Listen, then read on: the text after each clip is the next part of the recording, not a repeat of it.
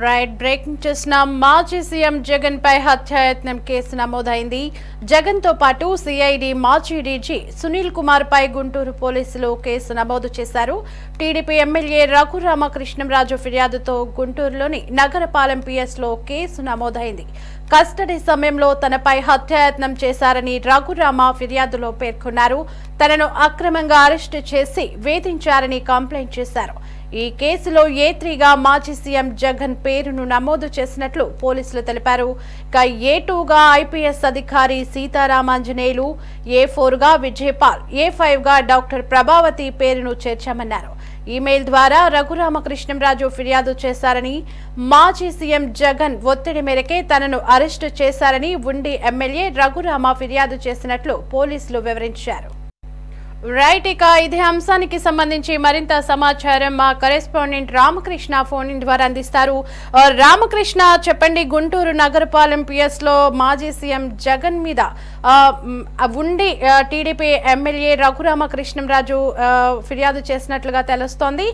మరి సీఎం జగన్ ని అలాగే ఏ3గా కూడా డాక్టర్ ప్రభావతిని కూడా ఆయన మెన్షన్ చేశారు. మరి జగన్ ని అరెస్ట్ చేసే అవకాశాలు ఏమైనా ఉన్నాయా? ఒకవేళ అరెస్ట్ చేస్తే ఏ సెక్షన్ల కింద వీరిని అరెస్ట్ చేసే అవకాశాలు ఉన్నాయి? దేవి, మాజీ సీఎం గా ఉన్నటువంటి వైఎస్ జగన్ పై హత్యాయత్నం కేసు నమోదైంది. గుంటూరులోని నగరంపాలెం పోలీస్ స్టేషన్ లో జగన్ తో పాటు మరికొంతమంది మీద ఈ కేసు నమోదు చేశారు. ప్రధానంగా జూన్ 10వ తారీఖున ఉండి ఎమ్మెల్యేగా ఉన్నటువంటి రఘురామకృష్ణరాజు గుంటూరు జిల్లా ఎస్పీకి ఒక ఫిర్యాదు చేశారు.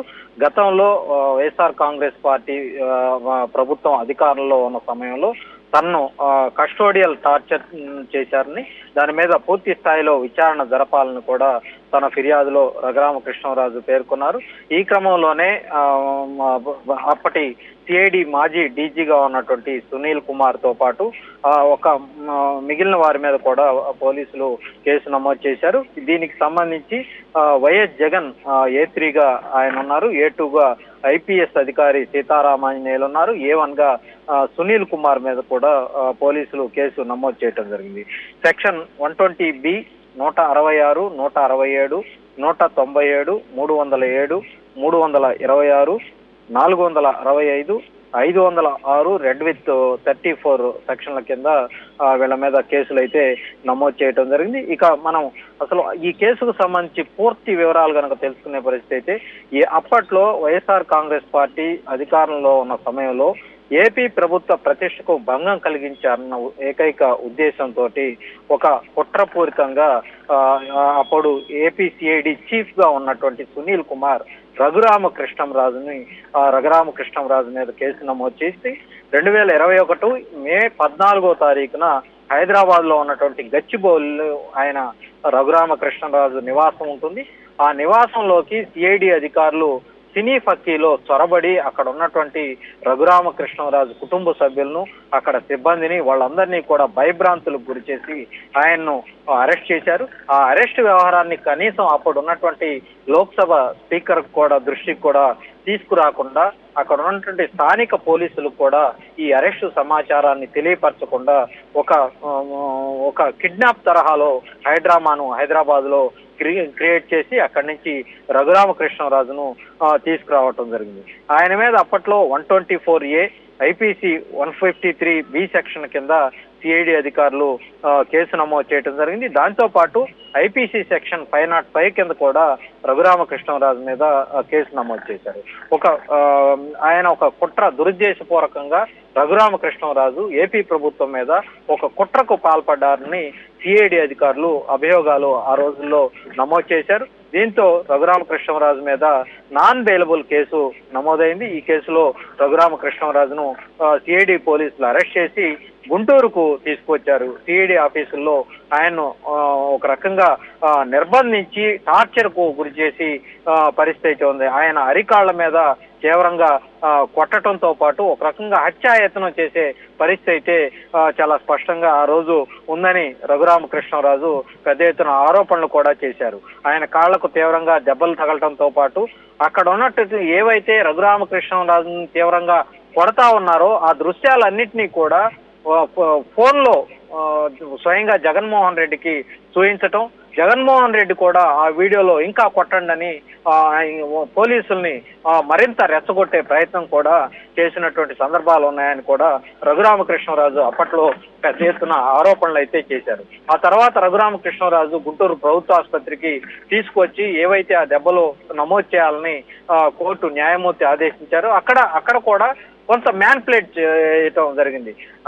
తమకు అనుకూలమైనటువంటి వైద్యుల చేత అక్కడ తప్పుడు రిపోర్ట్లు ఇప్పించే ప్రయత్నం ఆ రోజు ఉన్నటువంటి వైఎస్ఆర్ కాంగ్రెస్ పార్టీ ప్రభుత్వం చేసింది. అందుట్లో ప్రధానంగా అక్కడ ఆసుపత్రిలో సూపరింటెండెంట్ గా గతంలో పనిచేసినటువంటి ప్రభావతి అక్కడ తప్పుడు నివేదికలు మార్పులు చేర్పులు చేయడంలో ఆమె క్రియాశీలకమైనటువంటి పాత్ర కూడా పోషించారు. ఆ తర్వాత ఆయన కోర్టులో రఘురామకృష్ణరాజు కోర్టులో పిటిషన్ వేయటంతో అప్పుడు హైదరాబాద్ లో ఉన్నటువంటి ఆర్మీ ఆసుపత్రికి ఆయన చికిత్స నిమిత్తం తరలించడం, ఆ తర్వాత అనేక మార్లు ఢిల్లీ స్థాయిలో కూడా పెద్ద ఎత్తున ఫిర్యాదులు కూడా రఘురామకృష్ణరాజు వైఎస్ జగన్ తో పాటు అక్కడ ఉన్నటువంటి సిఐడి చీఫ్ గా ఉన్నటువంటి సునీల్ కుమార్ మీద కూడా ఫిర్యాదులు చేయటం జరిగింది. అయినప్పటికీ కూడా గత ప్రభుత్వం ఏమాత్రం కూడా పట్టించుకోకుండా రఘురామకృష్ణరాజును అన్ని విధాలుగా ఇబ్బందులు పెట్టే ప్రయత్నం అయితే చేశారు. అయితే ప్రస్తుతం జూన్ 10వ తారీఖున రఘురామకృష్ణరాజు ఈ కొత్త ప్రభుత్వం వచ్చిన తర్వాత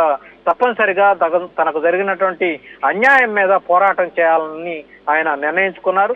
ఆ రోజు ఎవరైతే సిఐడి చీఫ్ గా ఉన్నారో సునీల్ కుమార్ ప్రధానంగా ఆయన యొక్క అధికారాలను కూడా దుర్వినియోగం చేశారన్నటువంటి ఆరోపణల నేపథ్యంలో ఎస్పీకి, గుంటూరు జిల్లా ఎస్పీకి ఫిర్యాదు చేయడం జరిగింది. ప్రస్తుతం నగరంపాలెం పిఎస్ లో వైఎస్ జగన్ తో పాటు సిఐడి చీఫ్ సునీల్ కుమార్ ఇతర అధికారుల మీద కూడా పోలీసులు కేసు నమోదు చేయడం జరిగింది. అయితే ప్రధానంగా గతంలో సిఐడి అధికారులు ఎవరైతే ఉన్నారో సునీల్ కుమార్ స్వయంగా రఘురామకృష్ణరాజుకు సంబంధించినటువంటి ఒక ఫోన్ ను స్వాధీనం చేసుకొని ఆ ఫోన్ ద్వారా ఏపీసీఐడి చీఫ్ సునీల్ కుమార్ కు స్వయంగా బావయ్యే రమేష్, పివి రమేష్, ఆయన మాజీ ఐఏఎస్ అధికారి. అయితే వాళ్ళ కుటుంబాల మధ్య కొంత కుటుంబపరమైనటువంటి విభేదాలు, సమస్యలు ఉన్నాయి. అయితే దీన్ని ఆసరాగా చేసుకొని రఘురామకృష్ణరాజు ఫోన్ ను స్వాధీనం చేసుకొని ఆ ఫోన్ నుంచి పివి రమేష్ కు సిఐడి సునీల్ కుమార్ మెసేజ్లు పంపించడంతో రమేష్ కుమార్ కూడా అప్పట్లో స్పందించారు. ఎవరో గుర్తు తెలియని నెంబర్ నుంచి నాకు మెసేజ్లు పంపుతా ఉన్నారని కూడా ఆయన స్వయంగా మీడియా ముఖంగా ఎక్స్ వేదికగా కూడా ఆయన అప్పట్లో స్పందించడం అనేది.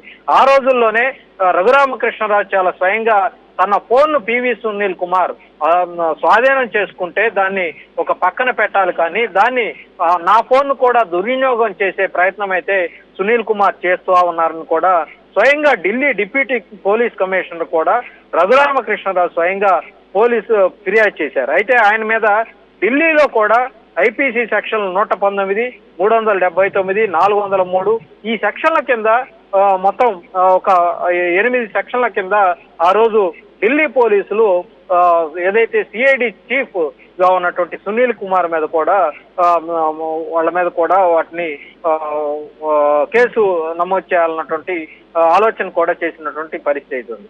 ఈ మొత్తం ఎపిసోడ్ లో కనుక చూస్తే రఘురామకృష్ణరాజును పోలీస్ యంత్రాంగమే తీవ్రమైనటువంటి ఇబ్బందులకు గురి చేసినటువంటి పరిస్థితి.